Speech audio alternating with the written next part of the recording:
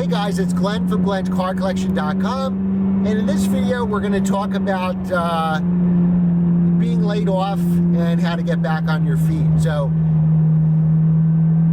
I got laid off 2 years ago, almost exactly 2 years ago, depending when I post this video, and within 12 months later I was able to get myself on my feet and get a Mclaren. So this is a car video. Obviously I'll tell you how to get an exotic car, but it's also a life video where I'll actually explain to you what it's like to be laid off and hopefully help you if you're going through it or you eventually go through this. Some point in your career, I was at my last job for 12 years. At some point in your career, you'll get laid off, whether your company wants to downsize or you work your way up like I did, and then you start making really good money, and they honestly could hire 3 people for what they were paying you.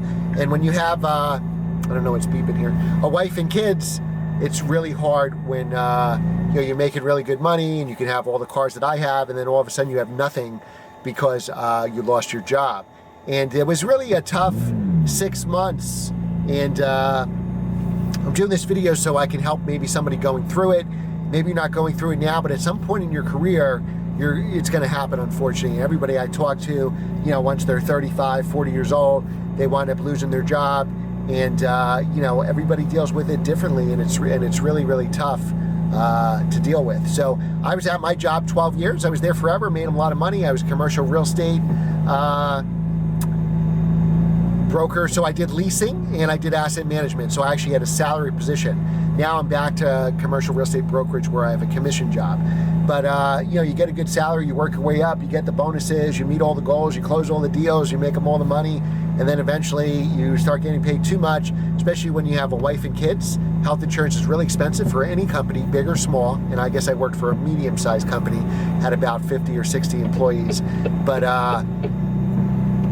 it gets really expensive for them to pay that, and a lot of people get laid off once they have a wife and 2 kids because the health insurance is a lot more expensive for your employer, let's make a left-hand turn here, than it is when you don't have kids. When you're single, you probably don't go to the doctor as much, and it really costs the company very little to pay for your insurance while you're employed there. Once you have a family, you're going to have a lot more claims, and then it comes very expensive for them to have you, unfortunately. And even you could be the best employee in the world. Like, I thought I was going to be at my job forever. I thought I was there 12 years. I figured I'd be there 30 or 40 years. I was close to my house. I like the people I work with. I love the job that I was doing. But even then, I wound up being unemployed. And it was a big shock. So if you plan for being unemployed, I think you can make it much easier. I've always been kind of conservative. So I buy my cars cash.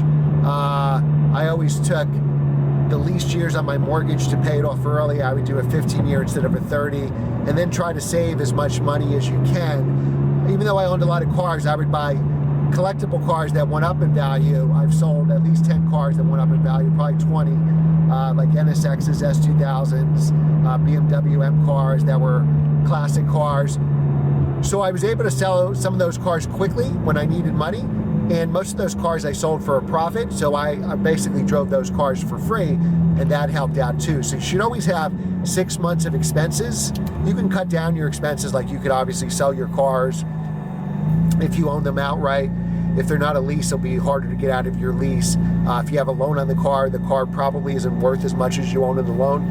So try to situate yourself that if D-Day comes, that you're prepared for it. So I thought that it might come at some point because I saw a lot of other people get laid off, whether at my company or other companies. So I kind of started this YouTube channel a couple years ago with a 5-year plan, thinking I wanted to be sufficient on this YouTube channel after 5 years, just in case that time ever come where I got laid off. And actually that time came after a year. So a year after I started this channel, I got laid off, which I wasn't expecting. So it came about 4 years too early. But some of the things I learned is just be prepared for it. So my motto's always been in real estate, say we're doing real estate deals or even in life, prepare for the worst and hope for the best. And 90% of the time things work out. So this was one of the times that it didn't work out. But I can tell you, it'll happen to you one day, I promise you. And this is how you have to be prepared for it. So try to keep some cash in reserve. Anything you buy, don't buy unless you absolutely need to have it. So you don't want to, if you're living paycheck to paycheck like most people, try to get a used car instead of a new car. So you love the new M3, guess what? You can get a 5-year-old M3 for half the price of a brand new M3. This is a sports car channel, so we'll talk in terms for sports cars. But there's a lot of things you could do to help prepare. You buy a used M3 for $30,000 instead of a new one for $80,000. Guess what? You lose your job, you could probably sell that car for $29,000. Maybe if you bought a really good car for $31,000, so you really won't lose too much money there. Insurance, there's a lot of kind of things you could do with your car insurance. Typically car insurance policies are every 6 months. So if you live in the Northeast where I am and you don't drive your car 6 months a year, you can actually take them off insurance and put them on a storage policy, so you're not paying full price every time you own all those cars. So at most I've owned 9 cars at one time. So I may only insure 2 or 3 all year round. The other ones are only insuring 6 months a year. So that helps pay for a lot of expenses. Same thing when you get a house. If you could budget, instead of a 30-year mortgage, a 15-year mortgage, you'll have a little higher payment, but not that much, a couple $100 more a month, and you'll pay that mortgage off 15 years sooner. Obviously, if you have equity in your home, as an emergency, you could have a line of credit, home equity. So if you were out of work a long time, if you absolutely had to, you could dip into that equity if you needed that to solve any unexpected expenses. Now, my old job, I traveled around a lot, so I drove all over New Jersey doing commercial real estate. So when I was home, even though I wasn't making any money, I still didn't have many expenses because I wasn't spending so much money on gas and mileage and tires and brakes because I was home now instead of driving 1,000 miles a week for work. So even if you're commuting, say, to New York City, you're going to have a lot of commuting expenses. You'll have certainly a lot less of those if you're home. Now, the problem is with trying to find a job is it's very hard. People don't want to give you a salary job if it was less. So all the salary jobs I got offered were significantly less. Some 50% less than I was making, some 70 or 80% less. And a lot of people didn't want to hire me seeing what I was making. They go, well, this is not good enough for you. And it's like, no, I'll take the job because as long as there's opportunity, I can work my way up. Just happy to have a job, even if I only make 60 or 70% of what I was making. It's something, and hopefully I can work my way up just like I did at my last job. But a lot of companies don't want to do that. So their fear is, like one job, for example, I think I would have got it. I was overqualified. They're like, you know what? The commute's too far for you and the salary's too low. You're not going to make anywhere near what you were making. And I'm like, you know what? I'll take the job. That's fine. I'll figure out the commute. I'll get up at 5 in the morning, 4 in the morning.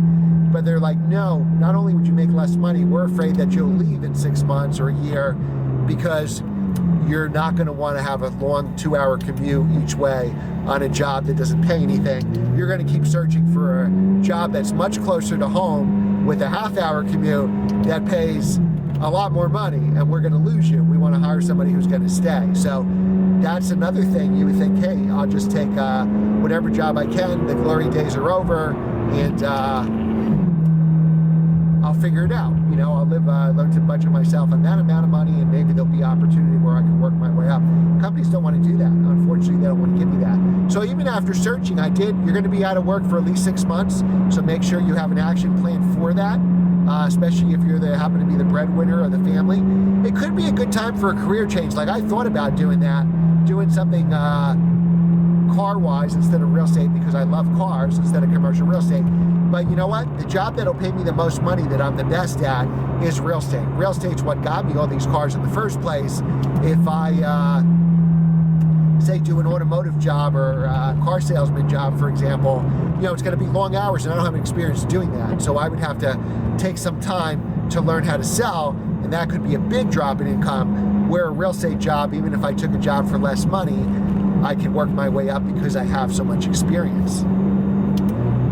So just another thing to consider. So if you can get a similar, again, you're not going to get as paid as much as you had on your old job, but if you can get a similar pay to any of the new jobs they're offering you, and you can make that career change, then maybe it's a blessing in disguise and a career change. So my new job, I love the people I work with. It's great. I like it way better than my old job. No offense to my old job. But the hard part is I'm on commission now. So even after 6 months, you know, I had to start working somewhere, and that's just censor. Somebody's too close to me. And, you know, I wasn't able to find anything near, and I would have taken it. I would have taken a salary job over a commission job, but The only job I can find commission, nobody in real estate wants to pay salaries anymore. They just hire commercial real estate brokers. So that's why I went back to that. That's how I started on commission in real estate. So I went back to that. So far, 18 months in, it's actually been pretty good. But I only have a paycheck for maybe 5 more months based on the deals I'm working now. So I still always have to find new deals, which is very tough to do sometimes. So especially when you have a wife and 2 kids, it's very hard to go to a commission job. But I didn't have another have a choice. But I'm good at what I do, and I think it'll work out just fine. But you really have to be prepared for it, because if you're unprepared, it's going to be really tough. You could easily. I still haven't been offered a salary job, so it's 18 months into it, so it's not like. And there was another salary job I did vlogs about that I got offered. That company that I thought would be a real interesting job, that may have actually been my first choice because it did pay a salary. They never actually. I was only in the beginning of the interview process, which took like 9 months to a year, so I don't know what it was actually going to pay salary-wise. But that company wound up getting bought out, so that position was nixed. So if I didn't take this commercial job and had to take that job and do a 9-month interview process, hopefully I was going to get that job, and they're interviewing a lot of candidates. Even if I was the number 1 person for that job never materialized. They wound up transferring the guy who was in charge of hiring. They got bought out by even a bigger company, and that job ceased to exist. So I would have been probably unemployed 18 months if I went down that route. So I took a commission job because I know the guys I was working for. We've worked together in the past, closing real estate deals, so it was a good fit to me. I knew they weren't going to try to sneak me out of deals or vice versa, and they'd always be helpful. Commission job, of course, they want you to make them money as well. As a commissioned real estate broker, you split the commission with the house. You split it with the other brokers, split it with the house.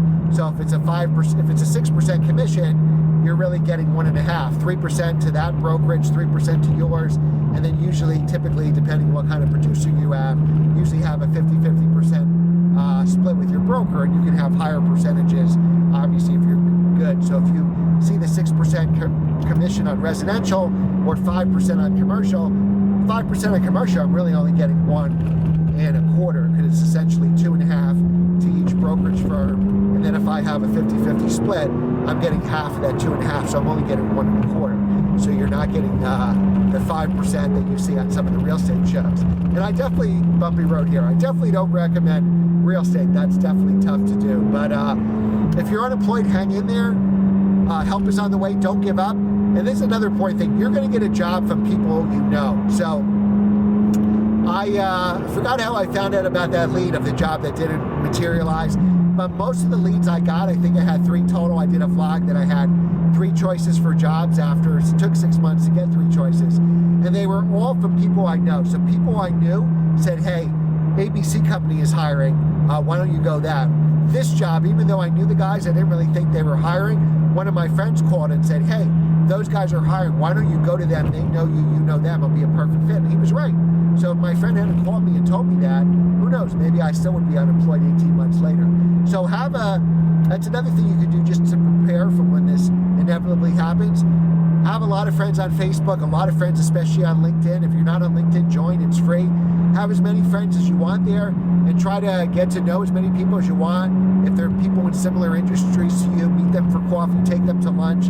If they like cars, go for a drive with them in your cars. If they like golf, play golf with them. If they like the same football team or baseball team, go to a game together and learn to know them on a personal level. And now they're an advocate for you if they like you.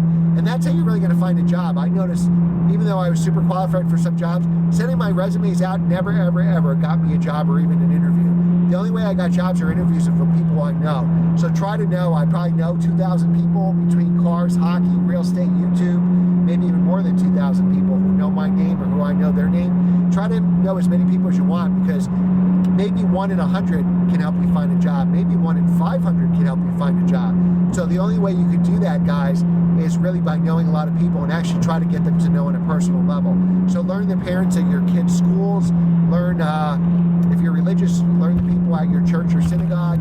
If you're, whatever your hobby is, golf, football, baseball, track, if you go to a gym, get to know as many people there on a personal level, because you're going to need those people one day. You're going to need those contacts as advocates for you. And always do the right thing. Always be nice to people. There are people that owe me money. There are people that like or dislike. And you know what? Treat everybody the same, because if you were in that situation, that person's probably going through a tough time. You don't know what they're going through in their personal life. There could be sickness, divorce, who knows. They could be the one unhealthy, or maybe their kid's unhealthy. So always be nice to everybody, and it'll really pay off. So hopefully this will help you out. Stay positive. I was counting the days. I figured out, everybody told me who was unemployed, it's usually a 6-month thing. So, I was counting 180 days. Okay, I'm 10 days into it. I'm 30 days into it. I'm 50 days into it. I could probably last 180 days on savings and selling stuff, but after that, I'm going to be in trouble. And luckily, on the 180th day, I got a job. Unfortunately, it was commission, but I did able to get some small commissions right away, which led to bigger commissions. And I don't make what I used to, but I make enough. And I'm much happier at this job. I'm not stressed out how I was at the old job. So, again, know as many people as you can, because that's really, even if you want to change careers, it's going to come from somebody that can actually get you that interview. When they hire a job, there may be 50 candidates applying for that job, and you have no shot. If one of your friends knows the guy can get you an interview, that's really powerful. Because even my last job that I had for 12 years, I got that way through a friend referring me, and I had the job while I walked in the room, and that worked out well for 12 years, and I'm glad I took that job. Even though I got laid off after 12 years. But when I walked in that room, one of the reasons I took that job and left my previous job before that, I've only had 3 jobs my whole career. And because I knew I had the job when I walked in that room, and those people really wanted me because they were a growing company. They were a small company when I started there 12 years ago, a tiny company with maybe 10 employees that grew to about 60 over the 12 years I was there. And they needed my experience. So why not take a job that offered you more money that needed you there? So that's why I took it, and it worked out great for a long period of time. But just be prepared. If you're prepared, maybe you'll get lucky. You'll never get laid off. But if you're prepared, you'll make your own luck, because you'll be prepared. You'll have money saved. So how did I get the Mclaren? Well, I got the Mclaren because luckily I'm good at real estate, and I just needed a chance. So I started out with very small commissions, and I worked my way into bigger commissions. And I didn't take any money out of pocket in McLarens. I had built up a collection of cars that had gone up in value over the years, especially over the last 5, 6, 7 years. And some of those cars really appreciated, like double in value. And I took the profits for that to buy the McLaren. So I took 0 money out of the bank. Now the McLaren depreciates, so I'm giving some of that back. But that's how I was able to do it. I was always really smart with my money. I looked at my money like a real estate investment, and I always wanted to maximize the driving experience as well as the experience of not losing as little money as possible when I drive cars. Some people lose a lot of money because they buy cars that have steep depreciation, even if they buy it used. Like this car used would still have a steep depreciation. But just be smart with your money. I try to look at everything with my brain, not my heart. Now, if your car does depreciate, I've had cars that depreciated, but it was such a great driving experience, it was worth that experience to me. But remember, guys, be smart with your money, like, share, and subscribe, and just hang in there. If you're unemployed right now, you'll make it. It may take 6 months or take a year, but I promise you, things will get better, and when you get your new job, you'll forget all about, but you'll learn from that experience, and it'll make you a better person that appreciates everything just that little bit more. Thanks again for watching, guys. Like, share, and subscribe. Leave your comments with your experiences below. What happened to you, what happened to friends, what happened to family members, and I will see you next time.